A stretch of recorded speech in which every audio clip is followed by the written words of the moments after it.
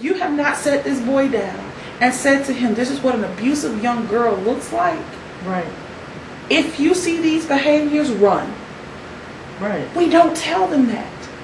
We don't tell them that girls can be rapists. Right. We do not tell them that. And as a matter of fact, society tells them that if you can't handle a girl like that, you weak. You're a punk. Or, yeah, more so, you're a punk. Oh, well, it's you gay. It's supposed to be more acceptable if a girl is sexually abusive. If she's the aggressor and she takes it. Yeah, you're supposed to be, oh, well, they just brush it off. And that's not true. And it's not. So we have those conversations. Right. Because I need him to know that my reasoning for wanting to meet the persons or persons you're talking to is just to get a feel for their spirit. Absolutely. To get a feel of who they are. I'm not going to be crazy in front of her. I'm not going to cut up. But if I see that she ain't right, I'm going to let her know I ain't right too.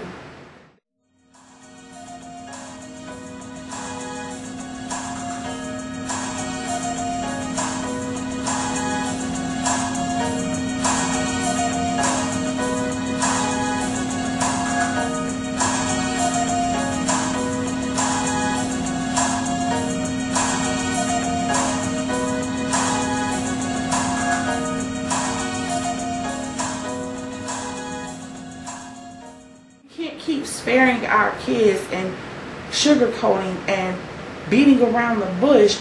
Life is real. It is very real. Sexually transmitted diseases are real. Absolutely. Abuse is real. Yes. Sexual abuse is real. Yes.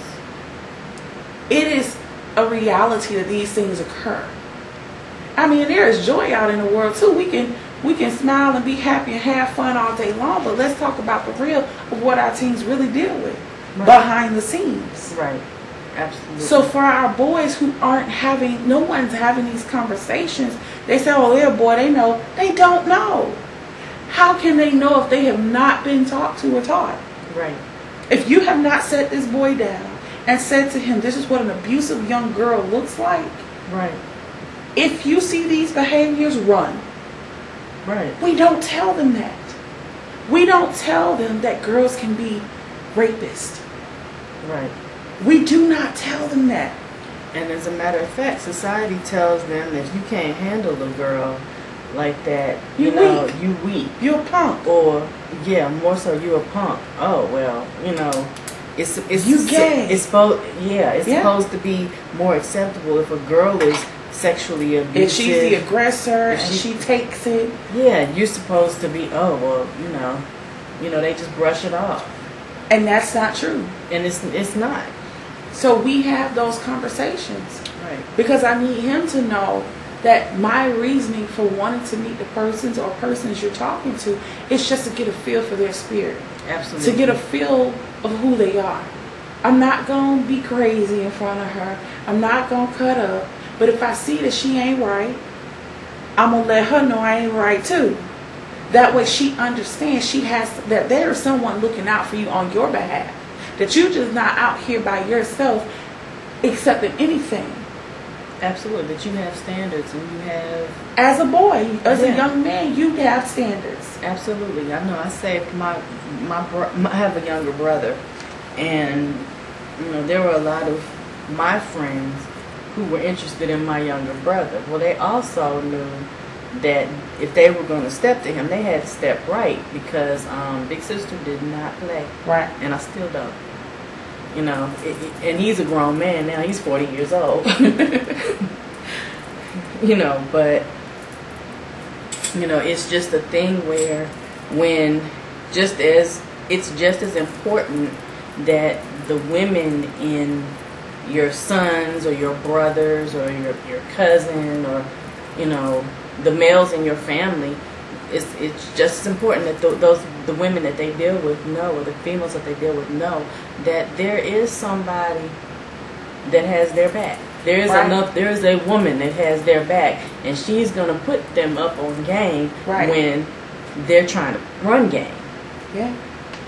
And a lot of times our boys aren't given the space to have, teens in general, aren't given the space that they need to be safe or feel safe enough Right. to have these conversations. Right. They're so uncomfortable in their own skin, and just going back to me being a teenager, I was uncomfortable. Me too. I was uncomfortable with everything about me as a teenager. Yes. Even though I wasn't as big as I thought I was, I would cover up. I would have on long pants in the summertime, big old shirt, big old pants, and our kids are still going through those body image issues. Absolutely. They're still going through the hiding of themselves and doing things to fit in so that they'll be accepted. And if we don't have these conversations with them that, hey, you got to accept yourself. Absolutely. It starts there. Mm-hmm. We can tell them all day long, I love you like you are. You're perfect. Right. But that doesn't matter to them. No, it doesn't. I mean, I was told on a regular. I also had body image issues, and I was modeling. You know, but when I was at school, I was hiding in my clothes. Hiding. I mean, hiding in my clothes. It was. I wore the big baggy jeans, and I wore the button-down shirts that were long, so that nobody could really see that I had a shape, because I thought I was too skinny. Okay. I thought I was just. My nickname was String Bean. So, to me, I felt like, all the popular girls, had Coke bottle shapes, and I thought I was just like a number two pencil. Yeah. So, that from the other, from a very different perspective, it's like everybody, I think, at that age is having trouble, like you said, in their own skin. In their own skin. And parents don't really stop to dig a lot of times. My parents just looked at me and thought that I was a good student. I was an athlete. I was modeling. I was playing the piano. You were active. I was active. So there were no red flags to them. Right. And there was no reason for them to dig because they didn't see any obvious red flags. Right. But when you begin to have these conversations and you're peeling back the layers, right, our parents may not have known how to do that. Right. Because who talked to them about that? Probably no one. Right. So if you go through generations after generations of hiding, of protecting, what goes on in this house stays in this house. You just read my mind. Yes. Right? Absolutely.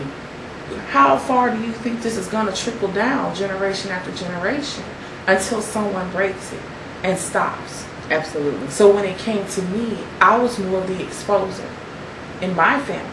I'm telling on it, and I've been telling on it since I was a kid. Didn't realize that's what I was doing, but I was not quiet. I was always vocal. I would always tell them the things that I felt like were unfair, and I had to make it known.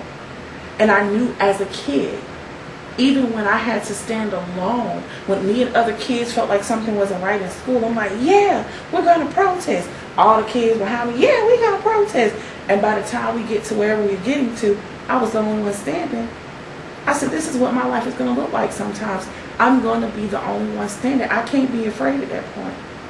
If it's just me in this room and it's you on the other side, I ain't going to always have a whole crew behind me sticking with me so we can make a point. I got to be able to do this on my own. Right.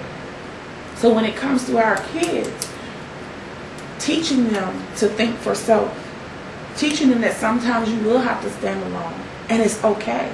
It's okay to be scared when it's just you. Absolutely. It's okay not to follow the flock, because the flock probably doing stuff they ain't got no business doing. Right. It's okay not to go to that party and fill that girl up, or go to that bedroom with her or that guy. You don't have a point to prove to anyone. Absolutely. Your freedom is more important than anything else. So sometimes our kids receive peer pressure from different places, girls and boys. Why don't you go ahead. Hey, this girl, this boy, that's a lot for a kid to carry. To make an adult decision when you're not ready is a lot to deal with. Just to prove a point to somebody that's not making that same decision. That's not making the same decision. Or that has made the decision but regretted it. Right. And so now they won't. As kids, they're not going to be honest. Right. They're not going to come to their friends and say, I wish I would have never had sex. Or I wish I would have never dated that boy or girl. Right. Or I wish I would have never, even given him or her my phone number. Right. Because sometimes their life turns out to be something they never anticipated. Right. And they become ashamed. And they become ashamed and keep hiding. Mm-hmm. And they become teenagers, or they become adults that hide. Mm-hmm. And so when all that stuff finally spews up, you're 40, 50 years old, now you tearing the roof off of stuff because you didn't know how to deal with all that stuff from being a kid.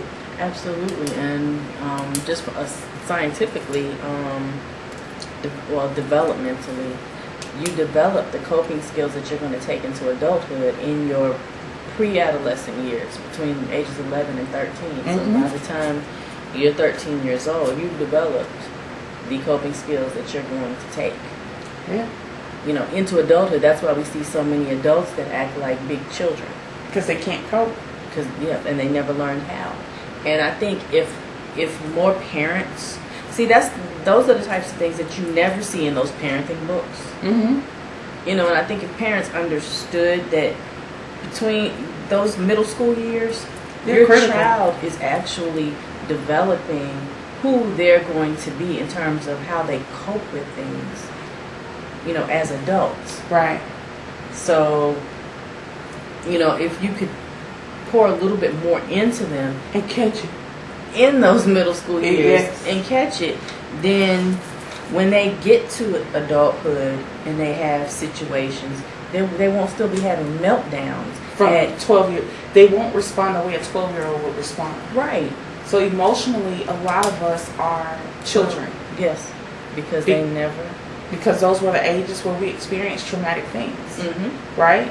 So when you deal with being an adult and you're still having 12-year-old responses, most people can't catch that. Right. Most people can never watch that person have a 12-year-old response and say, I know what's wrong with him emotionally. He's 12 years old. He didn't deal with some stuff back then. Let's help him deal with it, talk about it, go through it so he can be this 42-year-old man that he really is. Right? Emotionally. Right. Where he could or should be. Right. It's, as adults, we're learning. And a lot of the things we're able to sit here and talk about are things that we learned as adults, pretty much. Right. So just imagine if someone would have shared this information at this magnitude when we were kids. Right.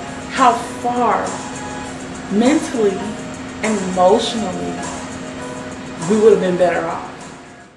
I pray that this segment has been enlightening for you, and I thank you for your time.